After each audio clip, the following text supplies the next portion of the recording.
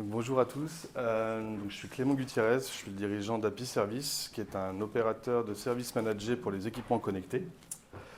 Et donc je voulais remercier EBDS pour l'opportunité de partager avec vous quelques réflexions autour de l'arbitrage des ressources dans nos entreprises respectives. La molette, ok. Donc aujourd'hui, je vais vous parler de comment externaliser son infrastructure IoT tout en conservant la souveraineté et la liberté de choix. Je vais prendre des exemples sur le cellulaire. On a eu beaucoup d'exemples sur la technologie ce matin, sur les technologies LoRa ou NB-IoT ou même Sigfox. Et donc là, je vais plus vous parler de cellulaire, catégorie 1, catégorie 4, puisque ça part de l'expérience d'un client. Voilà. Donc, on va aborder ça en 3 points. Je vais être assez rapide, à l'instar de Vincent, et j'attends avec impatience plutôt l'échange qu'on va avoir après. L'idée, c'est de comprendre la tendance et les enjeux du NAS. Donc, NAS, c'est Network as a Service. Ensuite, on ira plus sur la partie spécifique donc, du réseau du Private IoT Cellular NAS. Donc, désolé pour ce terme barbare. Donc, sur le réseau privé cellulaire en tant que service. Et enfin, on verra ensemble comment externaliser son infrastructure IoT privée en conservant la souveraineté, la liberté de choix. Ce ne sera pas une liste exhaustive, mais c'est quelques réflexions que je vais vous livrer qui sont le fruit de quelques déploiements que j'ai pu faire sur l'année dernière avec mon équipe. Donc, la tendance et les enjeux du NAS. Donc, bon, le NAS, c'est une tendance qui nous vient de l'IT, principalement. Qui a déjà été complètement adopté, qui est complètement admis. Et aujourd'hui, on a énormément d'entreprises qui laissent le soin à des sociétés d'infogérance, toute la partie IT et son maintien en conditions opérationnelles. Et c'est une tendance qu'on voit peu à peu arriver sur l'IoT. Donc, qu'est-ce que c'est le NAS? C'est la mise en œuvre et le maintien en conditions opérationnelles d'une infrastructure réseau. Donc, en l'occurrence, réseau IT, et en ce qui va nous concerner, réseau IoT. Donc ça passe par la mise en place de connectivité, de VPN, de routage, de cybersécurité. Il y a différents services, il n'y a pas trop de limites, mais globalement, c'est tout ce qui tourne autour de l'infrastructure réseau des clients.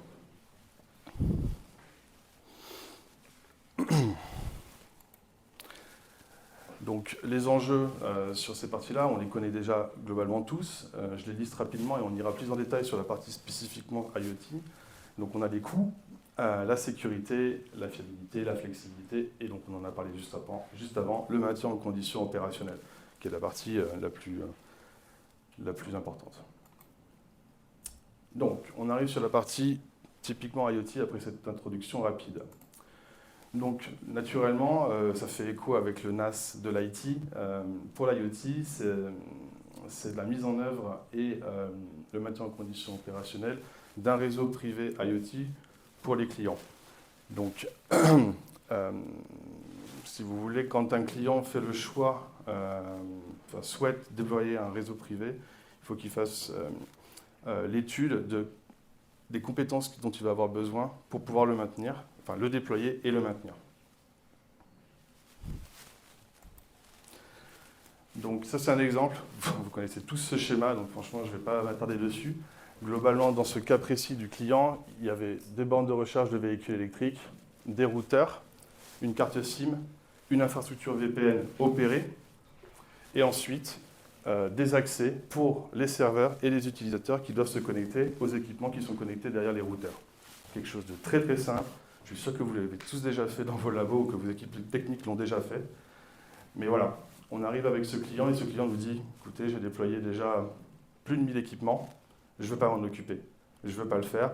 Quand on va passer à l'échelle, quand on va accélérer, ça va nous poser trop de problèmes opérationnels. Le déploiement, j'ai besoin d'envoyer un ingénieur sur place. Les cartes SIM, la configuration des routeurs, c'est des ingénieurs qui le font. On ne peut pas se le permettre. Et donc, c'est là qu'on arrive et qu'on propose d'adresser ces défis. Donc, j'en ai mentionné quelques-uns.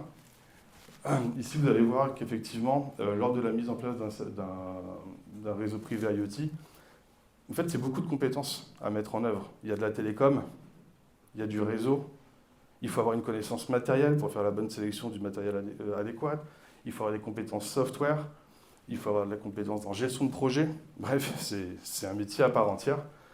Et une fois qu'on a, on va dire, les early adopters de la technologie, avec des personnes des entreprises qui ont déjà les compétences en interne, qui ont expérimenté ça, si on veut démocratiser l'accès à la digitalisation des services, on est obligé quelque part de proposer ce service clé en main et pas attendre que chaque entreprise, dès qu'elle a besoin de se digitaliser, développe une unité pour faire en fait cette activité-là. Ça n'a rien à voir avec leur cœur de métier.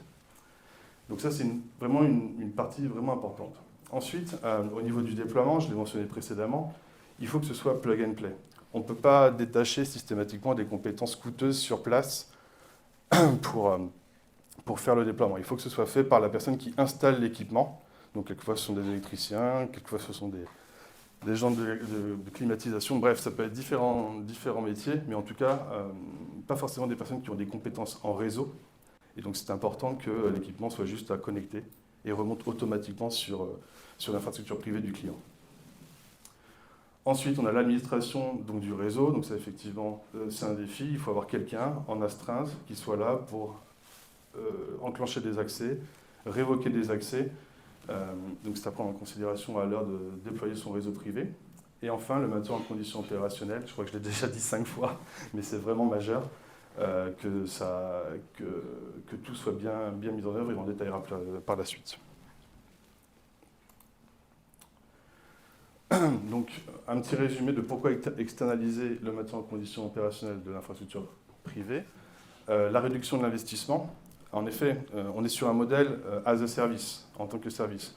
Donc, on n'est pas dans un modèle où le client doit acheter tout le matériel pour son réseau tout de suite. Il va payer en fonction de son déploiement. Il paye et il commande en fonction de sa croissance. À chaque fois qu'il vend un service, à chaque fois qu'il vend un équipement, et qu'il doit le connecter, il va prendre un nouveau point de connexion. Il n'a pas besoin à chaque fois de payer l'ensemble du matériel. Donc ça, c'est assez important. Ensuite, effectivement, le fait de l'externaliser, il n'a pas besoin d'avoir son équipe dédiée. Il peut concentrer toute son équipe sur son cœur de métier, sur son équipement et sur son application métier ou sur le service qu'il est en train de délivrer à ses clients. Ça, c'est fondamental. C'est un métier à part.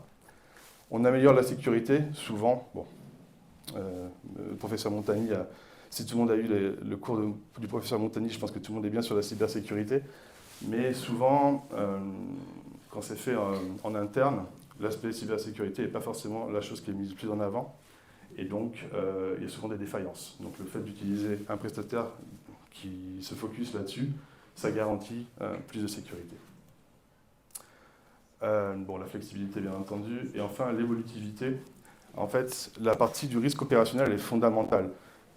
Quand on établit des procédures avec le client pour les déploiements, on le co-construit ensemble, de la même manière qu'on co-construit la partie sécurité. Et une fois que ça s'est mis en place, ça roule. Il y a très peu de risques opérationnels. A contrario, quand c'est en interne, il peut y avoir des changements de staff, il peut y avoir des nouvelles personnes qui sont jeunes dans l'entreprise, qui n'ont pas encore bien absorbé les process. Et ça peut provoquer des erreurs opérationnelles lors des déploiements. Et quand il y a un problème dans le déploiement, s'il y a 2 déplacements, la marge du projet est mangée. Donc c'est vraiment important. On ne prend pas forcément ça en considération quand on parle de technologie, mais la réalité, c'est que la technologie, elle sert quelque chose de concret, et cette chose de concrète, elle doit dégager de la rentabilité. Ok. Donc, comment externaliser l'infrastructure? Je vais vous livrer quelques réflexions. C'est encore une fois, c'est pas exhaustif. Il y a beaucoup plus de choses à vérifier, mais c'est une première base. On en a déjà parlé, donc la sécurité, s'assurer qu'effectivement, on a des échanges de clés, qu'on ne puisse pas avoir de personnes extérieures au réseau qui se connectent, ça paraît basique. La scalabilité. Donc ça, si vous voulez, quand on maintient une infrastructure, notamment une infrastructure VPN, pour ceux qui connaissent un petit peu, quand on commence à gérer des milliers de connexions, des dizaines de milliers de connexions, ça peut vite devenir un cauchemar opérationnel de retrouver quel IP et où, etc. Donc il faut bien vérifier que le prestataire que vous choisissez ait déjà anticipé ça et que lorsque vous aurez beaucoup de succès avec votre service, vous puissiez identifier très rapidement quel point de connexion correspond à quel équipement. La fiabilité, ça va de soi. La flexibilité, donc ça c'est plus sur la partie Équipement et protocole utilisé, il faut que ce soit des standards, c'est vraiment important. La facilité de déploiement, j'en ai déjà parlé et je ne vais pas insister. Et enfin, le coût. Il faut faire un calcul global du temps passé à étudier l'architecture de son réseau privé, l'époque, le maintien en condition opérationnelle, toute cette partie-là, le fait d'acheter le matériel vous-même, la finance, il faut prendre tout ça et après vérifier par rapport à la proposition que vous fera le prestataire. Normalement, c'est valable, puisque vous mutualisez des ressources. Ça, c'est d'autres réflexions que je souhaite vous livrer. C'est comment conserver sa liberté de choix. Effectivement, quand on prend un prestataire, quand on externalise un service, il y a un risque qu'on soit pieds et mains liés après, par la suite, et que dans la suite du déploiement, on soit obligé de faire appel à ce même prestataire. Il y a quelques petites choses basiques qui sont importantes à vérifier quand on vous présente une solution. C'est déjà s'assurer de l'aspect agnostique du cœur de la solution, du cœur du réseau.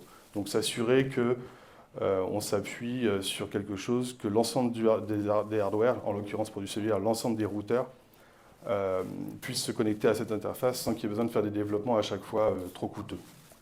De la même manière qu'au niveau des softwares, ils doivent utiliser des standards. Donc effectivement, c'est ce que je mets juste derrière. Il faut que ce soit des standards largement répandus. Dans notre cas, on utilise OpenVPN, ça peut être IPsec, ça peut être Lightweight M2M, ça peut être tout un tas de protocoles, mais il faut que ce soit des standards et des normes que vous puissiez retrouver sur d'autres hardware. C'est vraiment extrêmement important pour votre liberté de choix derrière et éventuellement pour adresser aussi de nouveaux cas d'usage que vous n'auriez pas envisagé au tout début. Et enfin, s'assurer que vous disposez d'un plan d'adressage IP privé en transparence, que vous ayez vraiment les vraies adresses qui sont déployées, de manière à ce que, si vous le décidez, vous puissiez en fait vous extraire de votre prestataire et, moyennant une migration, bien entendu, vous puissiez transférer ça soit en interne, si vous souhaitez reprendre la main pour des raisons X ou Y, ou le transférer à un autre partenaire. C'est possible, technologiquement, c'est possible de faire ça. Et je pense que c'est ultra important, à l'heure de choisir un partenaire, d'être sûr qu'on ait une porte de sortie qui soit convenable et pas trop coûteuse. Donc, en conclusion, je vous disais que la mise en service et le maintien en condition opérationnelle d'un réseau, c'est un métier à part entière qui regroupe beaucoup de compétences et que les entreprises, aujourd'hui, pour être performantes, elles doivent focaliser toutes leurs ressources sur leur activité, sur leur cœur de métier. C'est ce qui leur permettra d'être performantes. Voilà, merci beaucoup.